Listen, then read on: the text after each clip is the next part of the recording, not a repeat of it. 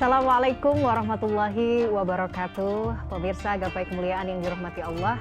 Perjalanan kehidupan terkadang membawa kita terperosok dan jatuh ke dalam berbagai kesulitan hidup. Ujian-ujian ini pun terasa berat bagi kita, dada seolah-olah menjadi sesak. Bumi yang begitu luas terhampar, seakan-akan juga menjadi sempit. Apakah keadaan membuat kita tetap ridho dan bersabar, atau justru menyeret kita ke dalam kegelisahan dan keputusasaan? Nauzubillah. Jangan sampai. Nah pemirsa, sudah tahu ya cluenya ya. Hari ini insya Allah kita akan mengkaji tema yang sangat menarik, yakni ubah masalah menjadi berkah. Seperti biasa saya tidak sendirian, sudah hadir bersama saya di studio ada Ustadz kesayangan kita semua, Ustadz Hilman Fauzi. Assalamualaikum Pak Hilman. Waalaikumsalam warahmatullahi wabarakatuh. Apa kabar? Sehat Alhamdulillah sehat. Alhamdulillah. Tampaknya makin sibuk, semoga bisa memberikan manfaat lebih banyak ya. Amin, ya rabbal alamin. Terima kasih sudah hadir. Nah bagi Anda pemirsa yang juga memiliki pertanyaan, Anda bisa mengirimkan pertanyaan Anda, teks boleh, video juga boleh, melalui nomor WhatsApp yang tertera di layar kaca. Anda juga berkesempatan untuk bertanya langsung pada Ustadz Hilman melalui sambungan Zoom yang nanti akan ditentukan oleh tim Gapai Kemuliaan. Hilman, tema kita ini ubah masalah menjadi berkah. Mungkin yang selalu kita ulang-ulang ya, sebenarnya kan memang hakikat hidup itu kita seolah-olah memang berganti dari satu masalah ke masalah yang lain. Kadang-kadang mungkin kita bertanya, kenapa sih Allah itu harus memberikan masalah kepada hambanya? Kalau Allah mau sebenarnya, ya udahlah hidup tenang, bahagia di dunia, semua serba mudah gitu. Tapi sebenarnya apa hakikatnya atau apa hikmahnya Allah itu menciptakan kita dengan diliputi juga oleh berbagai macam masalah? Sebenarnya tujuan Allah tuh mau ngapain sih buat kita tuh mau apa? Tafadhol. Iya, Masya Allah, tabarakallah. Bismillah, alhamdulillah, wassalatu wassalamu ala rasulillah, la hawla wa la quwata illa billah. Pemirsa CNN Indonesia yang dicintai Allah, mudah-mudahan kita semua dalam keadaan sehat walafiat. Amin. Dan sebanyak apapun masalah yang kita punya, seberat apapun ujian yang kita terima, mudah-mudahan Allah kuatkan hati dan tubuh kita untuk melewati setiap ujian yang Allah datangkan kepada kita. Amin. Bicara tentang ujian hidup, bicara tentang masalah hidup, sering Ahilman sampaikan Mbak Mila bahwa di antara ciri kehidupan dunia itu adalah tempatnya masalah, tempatnya ujian. Jadi kalau hidup nggak mau punya masalah, ya jangan hidup ya. Karena ciri orang hidup itu berarti punya masalah. Sebagaimana Allah sampaikan dalam Al-Quran di surat Al-Muluk ayat 2. A'udzubillahi minasyaitonirrajim. Bismillahirrahmanirrahim. Alladzi khalaqal mauta wal hayata liyabluwakum ayyukum ahsanu amala wa huwal azizul ghafur. Dialah Allah yang menciptakan kehidupan dan kematian itu sebagai apa? Sebagai ujian. Jadi ujian itu dihadirkan sebagai tanda seseorang itu sedang mengarungi kehidupan. Nah pertanyaannya, apa yang Allah lihat dari ujian itu? Ternyata bukan seberapa banyak ujiannya, bukan seberapa besar ujiannya, tapi yang Allah lihat adalah ayyukum ahsanu amala. Siapa yang paling baik di antara kamu amalnya atau sikapnya dalam menghadapi ujian itu. Maka kalau ada orang yang ikut ujian, hasilnya tidak lulus, yang salah bukan soal, yang salah pasti adalah jawabannya. Betul? Kita yang mungkin nggak punya preparationnya ya. Mungkin sikap kita yang salah. Sama dalam hidup, kita dikasih masalah, yang salah bukan masalahnya, tapi cara kita menghadapi masalah. Bahkan kalau kata Ahilman, masalah itu singkatan. Masa mengenal Allah. Betul Karena disadari atau tidak, biasanya manusia itu punya kecenderungan kalau lagi dikasih masalah bisa lebih dekat sama Allah, bisa lebih taat sama Allah. Berarti kita pahami masalah itu adalah cara Allah menyapa kita gitu, cara Allah mengingatkan kita untuk kembali kepadanya. Mungkin selama ini kita jauh dari Allah. So poinnya, tidak ada masalah dengan masalah. Yang sering jadi masalah adalah cara kita, sikap kita menghadapi masalah. Maka nanti Mbak Mila ada 5 karakter manusia dalam menghadapi masalah. 5 orang. 5 karakter. Sorry. Kita nggak tahu masuk kategori yang mana. Mbak Mila, Ahilman, dan pemirsa boleh kita cek sama-sama. Yang pertama, ada yang namanya, mohon maaf ya, orang bodoh. Sibuknya mengeluhkan masalah, mengeluhkan ujian. Kenapa orang yang mengeluh dengan ujian itu disebut orang bodoh? Karena dia nggak ngerti apa hikmah yang sedang Allah titipkan di balik ujian itu. Nanti kita jelaskan apa hikmahnya dan apa kabar bahagia dari Allah untuk kita yang sedang diuji. Yang kedua, ada orang kecil sibuknya membesarkan masalah. Ya, ada orang kerdil sibuknya membesarkan masalah. Masalah kecil karena dihadapi dengan sudut pandang yang kecil, ujungnya jadi besar. Ada yang ketiga, orang biasa sibuknya membicarakan masalah. Setiap ketemu dia bawaannya curhat, bawaannya ngeluh. Nah, ini orang biasa. Jadi biasa orang ngeluh itu biasa. Ada yang keempat, orang besar sibuknya mengatasi masalah. Dia nggak tahu masalahnya apa, yang penting solusi aja. Jadi fokusnya pada solusi. Solusi. Walaupun barangkali tidak semua masalah butuh solusi. Kadang membutuhkan hal yang lain dibanding solusi. Nah, ada yang kelima. Kita berharap ada di golongan yang kelima ini. Siapa yang kelima ini? Ada orang beriman. Sibuknya naik derajat dengan masalah. Masya Allah. Jadi ketika diuji, ketika diberikan masalah, itu menjadi jalan bagi dirinya meningkat derajatnya di hadapan Allah Subhanahu wa taala. Kita evaluasi, kita masuk kategori yang mana tuh? Jangan-jangan malah mungkin di dua yang awal ya. Bisa jadi kita menjadi orang yang kerdil atau orang yang bodoh yang masih mungkin sibuk. Ini kenapa sih gitu? Seolah-olah bertanya, kenapa sih Allah tuh nggak sayang ya sama saya gitu. Padahal hakikatnya sebenarnya masalah itu adalah itu tadi ya, tanda sayang. Iya. Oke, tanda sayang kalau kitanya paham. Iya, makanya nanti ada 5 kabar bahagia. 5 kabar bahagia dari Allah untukmu yang sedang diuji. Jadi kalau ada pemirsa CNN Indonesia yang lagi diuji, Bamila, AA juga barangkali yang lagi diuji, tolong ingat-ingat 5 kabar bahagia ini yang Allah hadirkan kepada kita. Kenapa saya menyebutnya ujian itu kabar bahagia? Karena Allah yang menyampaikan seperti itu. Sebagaimana disebutkan di surat Al-Baqarah ayat 155, 156.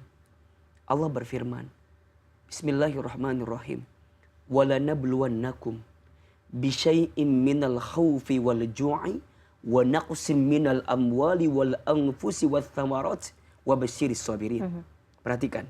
Dan kami akan menimpakan kepada kamu sekalian dengan ketakutan dan kelaparan dan kekurangan harta dan kegoncangan jiwa dan buah-buahan sebagai apa? Wa basyir, sebagai kabar gembira. Bagi siapa? As-sabirin, bagi orang yang sabar. Siapa orang yang sabar itu? Lanjutkan ayatnya. Alladzina idza asabatuhum musibah qalu inna lillahi wa inna ilaihi rajiun. Orang yang sabar itu orang yang ketika diberi musibah, dia hanya mengatakan, semua milik Allah dan semua akan kembali kepada Allah. Maka tadi betul kata Bamila, kita mendapatkan kabar gembira ketika diuji apabila kita sabar. Nah sekarang kabar gembiranya apa? Kabar bahagianya apa? Barangkali nanti kita akan bahas lebih dalam. Lebih dalam di segmen berikutnya. Siap. Pemirsa jangan kemana-mana, Gapai Kemuliaan masih akan kembali setelah jeda yang satu ini. Tetaplah bersama kami.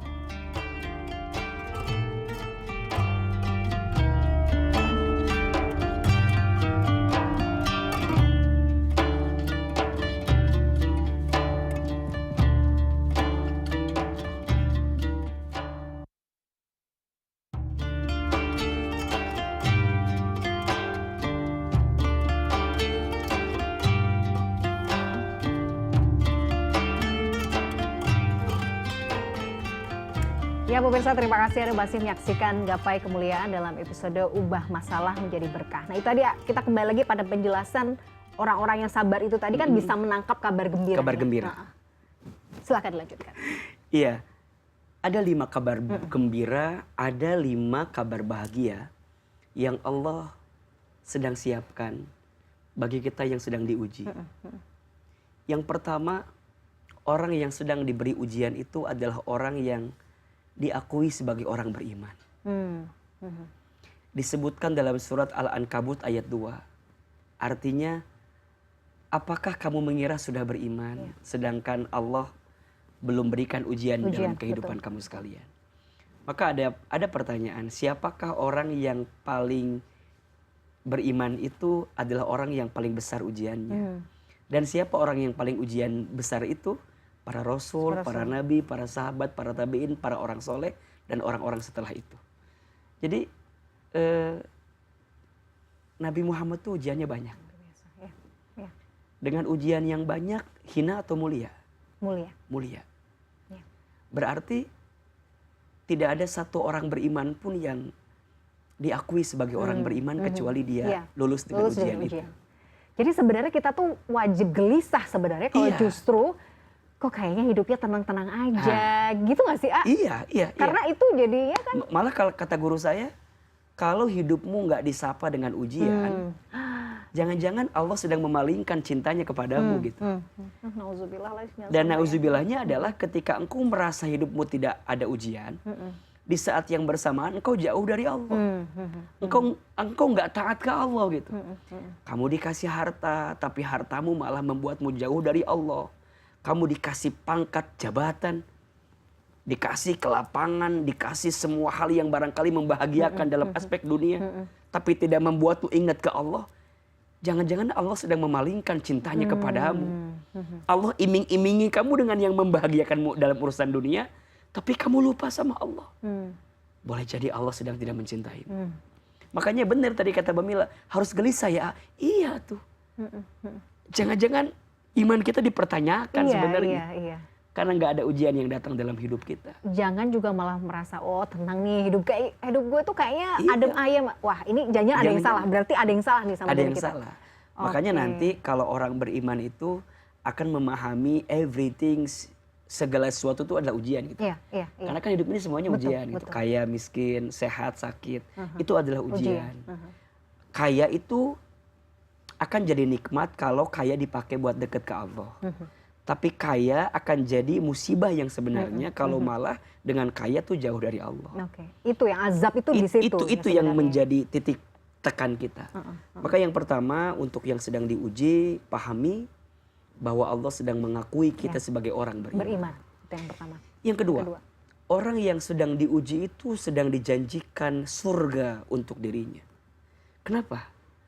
Surga itu kan identik dengan orang yang sabar. Ya. Bagaimana kita bisa melihat kita sabar atau tidak kalau enggak diuji? Maka ujian itu dihadirkan untuk ngetes kesabaran kita. Makin besar sabarnya, makin besar pintu surga yang bisa kita masuki. Aduh, betul. Maka panggilan Allah kepada ahli surga apa? Salamun alaikum bima sabartum. Selamat untuk kamu sekalian dengan kesabaran yang kamu sekalian hadirkan selama hidup di dunia. Maka ada yang bilang gini, Aa, kok dunia capek banget ya? Iya, memang dunia tempatnya capek. Istirahatnya nanti di surga. Jadi kalau kita mau berleha-leha di dunia bukan tempatnya. Betul. Hakikatnya emang nggak di sini. Nggak di sini. Jadi salah kalau kita tuh berharap bahwa dunia ini adalah sesuatu yang harusnya tuh menyenangkan, ideal, semuanya sesuai harapan. Bukan di sini. Maka dunia itu kan bahasa Arab. Iya, dunia. Dunia itu bahasa Arab. Diambil dari fi'il madhi, dana. Artinya sementara. Jadi apapun yang ada di dunia ini sifatnya sementara. Sehingga diibaratkan oleh ahli tasawuf itu, dunia itu seperti jembatan. Yang istananya itu bukan di atas jembatan, tapi setelah jembatan itu. Makanya kalau mau bangun istana jangan di atas jembatan. Roboh, ya. Karena pasti roboh, pasti akan goyang. Bangunlah istana itu setelah kita melewati jembatan itu. Tapi kan biasanya istana yang bagus melalui jembatan yang bagus. Ya. Berarti bukan dunia nggak boleh bagus, boleh. Karena itu sebagai jembatan untuk masuk ke istana. Karena biasanya istana yang jelek digambarkan oleh jembatan yang jelek. Ya. Maka dunia ini adalah jembatan. Jadi etalasenya tuh memang di situ ya. Di situ. Ya. Oke, tadi kan dunia itu memang dasarnya dari akar katanya saja tuh sementara. Jadi yang namanya sedihnya juga sementara. Senengnya juga sementara. Ya. Jadi kita nggak boleh overjoy juga ya terhadap sesuatu. Nggak boleh. Ya begitupun kita yang hari ini lagi diuji misalnya ya, lagi punya masalah. Sebagaimana bahagiamu sementara, sedihmu juga sementara gitu. Dan saya teringat dengan nasihat yang bagus Mbak Mila. Jadi ternyata masalah yang kita gelisahkan hari ini, hakikatnya adalah masalah yang pernah dilewati oleh kaum-kaum sebelumnya. Pesannya apa? Jangan ngerasa Iya. kita sendiri yang punya masalah. Udah yang paling besar, yang paling menderita gitu ya. Jangan. Karena hakikatnya yang kamu hadapi hari ini sudah dilewati oleh orang-orang terdahulu. Sok misal punten, mohon maaf. Ada nggak orang yang diuji oleh orang tuanya? Ada banyak. Ada. Di antara kita ada. Pertanyaannya, ada nggak orang sebelumnya yang diuji sama orang tua? Ya. Ada. Bukankah Nabi Ibrahim diuji sama Ya. ayahnya? Ya. Oke, loncat. Ada nggak yang diuji sama pasangannya? Ada. Pertanyaannya, ada nggak orang dulu yang diuji oleh pasangan? Banyak. Ada. Nabi Nuh, Nabi Lut. Nabi Ibrahim juga diuji dengan pasangan yang belum diizinkan oleh Allah ketika itu dalam kurun waktu yang lama belum punya keturunan. Ada nggak di antara pemirsa yang sudah menikah tapi belum dikasih keturunan? Ada. Ada. Contohnya juga ada lagi. Ya? Ada. Kayaknya sudah terjawab ya sebenarnya. Iya. Ya. Sekarang ada nggak orang tua yang diuji sama anak? Ada. Ada. Bukankah Adam dan Hawa ujian pertamanya Habil anaknya? Tuh. Ada nggak yang diuji sama pamannya? Ada. Bukankah Nabi Muhammad diuji oleh pamannya? Jadi semua yang hari ini kita gelisahkan, semuanya sudah dilewati oleh orang-orang terdahulu. Nah pertanyaannya, Betul. Allah sudah menyelesaikan persoalan orang yang terdahulu. Pertanyaannya, apakah Allah membiarkan kita sendirian? Tidak. Enggak. Dan sekarang lebih dalam lagi, apakah ujian kemarin Allah selesaikan? Iya. Selesai. Selesai lagi sebenarnya. Ya jadi sebenarnya apa yang perlu kita takutkan Terus ya? apa yang perlu kita takutkan? Ternyata seberat apapun masalahmu hari ini pada akhirnya akan selesai juga. So sabar. Sabar itu artinya juga nahan kan ya? Nahan Jadi, dan mengendalikan diri. udah pokoknya, ya udah disabar-sabarin, Iya. dikuat-kuatin gitu. Maka nanti yang ketiga ada kabar bahagianya. Apa? Orang yang sedang diuji Allah itu orang yang sedang dihapuskan dosanya. Masya Allah. Jadi cara Allah menghapuskan dosa Masya kita Allah. itu kadang-kadang dengan cara menguji kita. Karena biasanya kalau lagi pas diuji itu lagi dekat sama Allah. Jadi dihapusin tuh dosa-dosanya. Yang keempat, orang yang sedang diuji itu orang yang sedang diangkat derajatnya. Masya Allah. Dah. Dan yang kelima ini yang paling penting. Orang yang sedang diuji itu sedang dicintai Allah. Ya Allah. Makanya Nabi Ayub pernah sakit kan? Ya. Kata istrinya, minta dong sama Allah. Kan kamu Nabi. Minta dong sembuh sama Allah. Apa jawaban Nabi Ayub? Aku tidak minta sembuh karena aku percaya. Kalau dengan sakit cara Allah mencintaiku, menyayangiku, maka aku lebih menerima sakitku daripada sehatku. Karena itu adalah cara Allah mencintaiku. Segitu. Karena merasa cintanya Allah itu jauh lebih besar dan patut diperjuangkan ya. Daripada sekedar tadi ya. Betul. Mendapat kesembuhan nanti terus kita lupa gitu Betul, ya. betul. Oke. Maka hampir semua para nabi yang diuji dalam hidupnya itu adalah cara Allah mengingatkan mereka untuk kembali sama Allah. Itu sekelas nabi ya. Iya. Yang amal solehnya sempurna, Bukan main kalau yang sekelas dosanya nabi. juga ya dibanding kita mah kita mah nggak ada apa-apa. jerarauh kemana-mana kan. Tapi mereka masih diuji. Kenapa?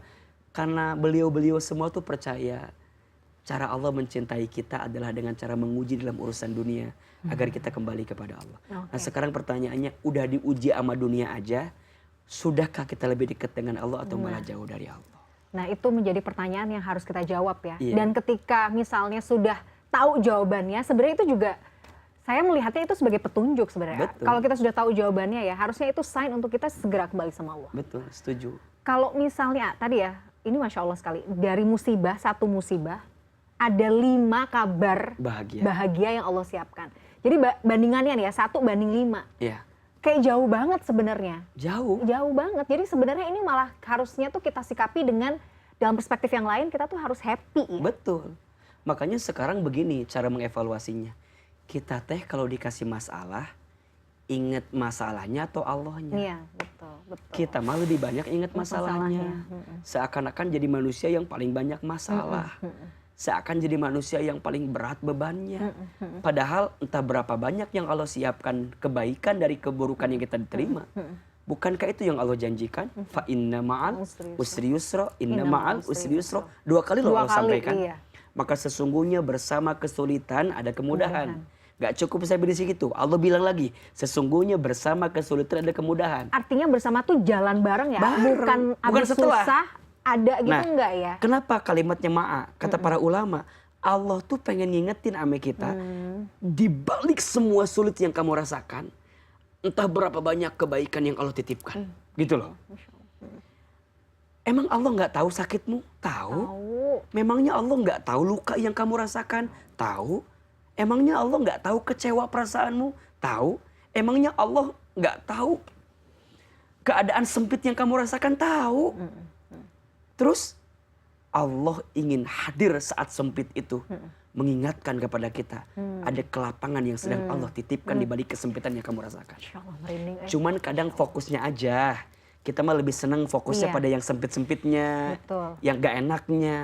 Padahal ada sisi enak yang sedang Allah siapkan. Berarti kita harus meluruskan lagi fokus ya. Merefocusing lagi lah Iya. gitu tujuan kita ya. Jadi ibaratnya kayak kita minum obat. Iya. Obat tuh rasanya kan pahit. Pahit. Tapi setelah kita minum, insya Allah ada rasa manis dari Manis. kesembuhan yang kita Masya rasakan. Allah. Itulah Mantap. hidup. Oke. Menarik sekali, tapi kita harus jeda dulu. Nanti kita lanjutkan di segmen berikutnya. Pemirsa, jangan kemana-mana. Gapai Kemuliaan akan segera kembali sesaat lagi.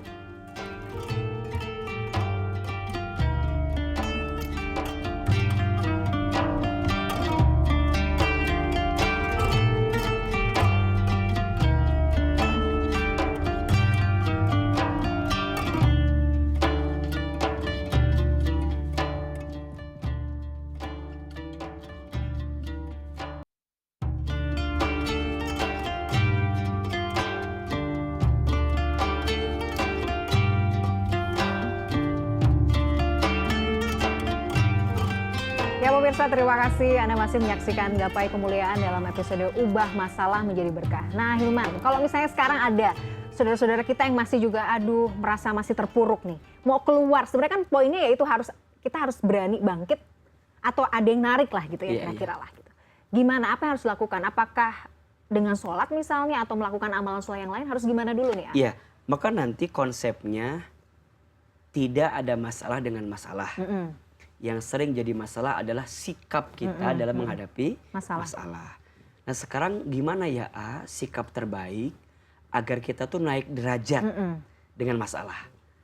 Kalau tema kita kan gimana caranya agar masalah berbuah berkah. Kan kira-kira Iya. begitu. Nah sikapnya ada 3M 3M. secara umum. Secara umum. M yang pertama menerima. M yang kedua menyadari. Menyadari, oke. M yang ketiga mendekat. Mendekat. Udahlah, memang betul sih ya. Satu apa? Menerima. Terima dulu. Jadi nggak boleh denial. Jangan. Kok begini, kok Iya. begitu, kenapa aku? Allah tuh nggak suka. Oke, Allah nggak suka. Allah ya? tuh nggak suka. Makanya disebutkan dalam hadis, inna idzamal jazaa'i ma'a idzamil bala'i wa inna Allah idza ahabba qauman ibtalahum faman radiya falahu ridha wa man sakhita falahu sukhtu.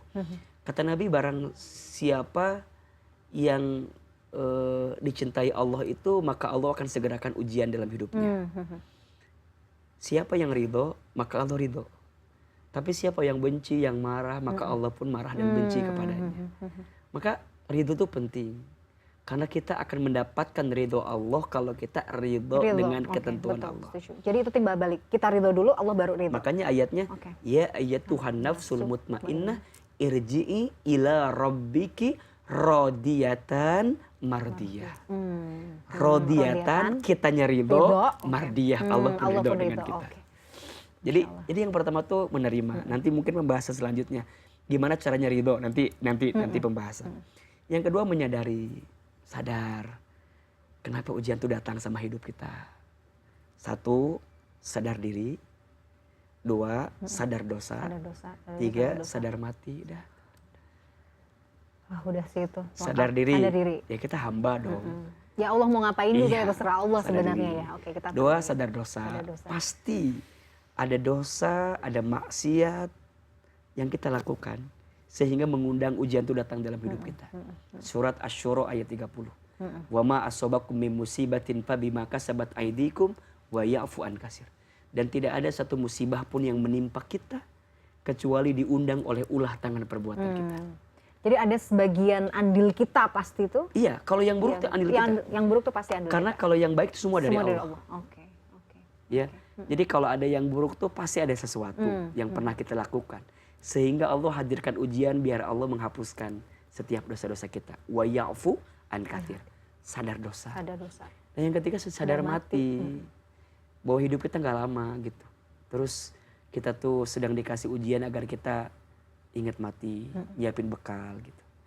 Ya kalau dengan ujian yang berat di dunia bisa jadi tambah deket ke Allah ya, mungkin itu kenapa caranya. enggak gitu. Makanya eh, orang yang ujiannya disegerakan di dunia, kemudian dia sabar dengan ujian itu, maka nanti di akhirat Allah akan ringankan hisabnya. Karena Allah dahulukan ujiannya ketika di dunia, asal dia sabar.